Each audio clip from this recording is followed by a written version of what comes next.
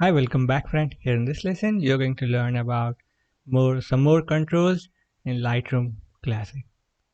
In the previous lesson, you have already learned about white balance, and now it's better to just explore some more light controls or color controls. You already know what is contrast, temperature, tint, exposure, and these basic settings, and then moving downward to the control panel. The first thing is tone curve.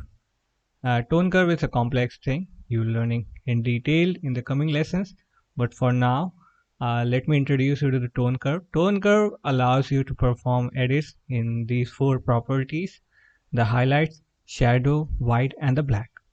You can drag 4 points on the curve, respectively these four things: highlight, shadow, dark, and black, uh, towards the upper end or the lower end. Okay, so the lower part represent the input image, the x-axis, and the y-axis, the vertical axis, represent the output image. And you can change this curve.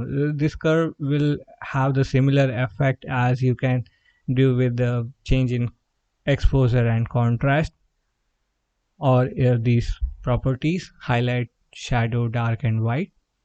It will affect your image. So in the tone curve, it is ideal to have the slight or the smooth curve, either in the S form or the reverse S. Don't try to make a zigzag or the sinusoidal curve, because it will have a very bad image rendering. You can change this property to linear, medium, or the large.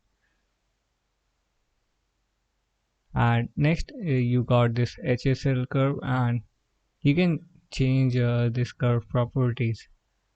This curve will be useful when you are creating the preset, because in the preset you want your users to make changes to exposure, and you don't want to change them by default. Next, you can move to the hue, saturation, and the luminance. You can change the color of individual component on the screen. Say if you change the blue color, only the blue section of the image would be affected.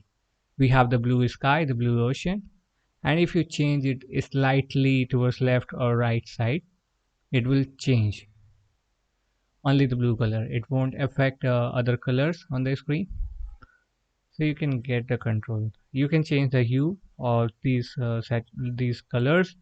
You can go to the saturation, luminance, and all tabs. This controller provides you fine control towards the individual colors, and if you are not sure what color to choose, you can then go to this dot option on the top left side of this view and select an individual color.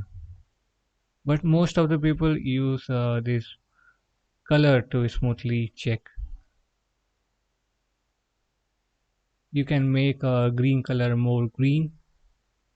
We'll do in the coming lessons. You can make the orange more orange, and so on. You can do more changes. There are some other options like lens correction that is rarely used, the calibration for the camera, that's all also rarely used, mainly by the advanced photographers, and more options.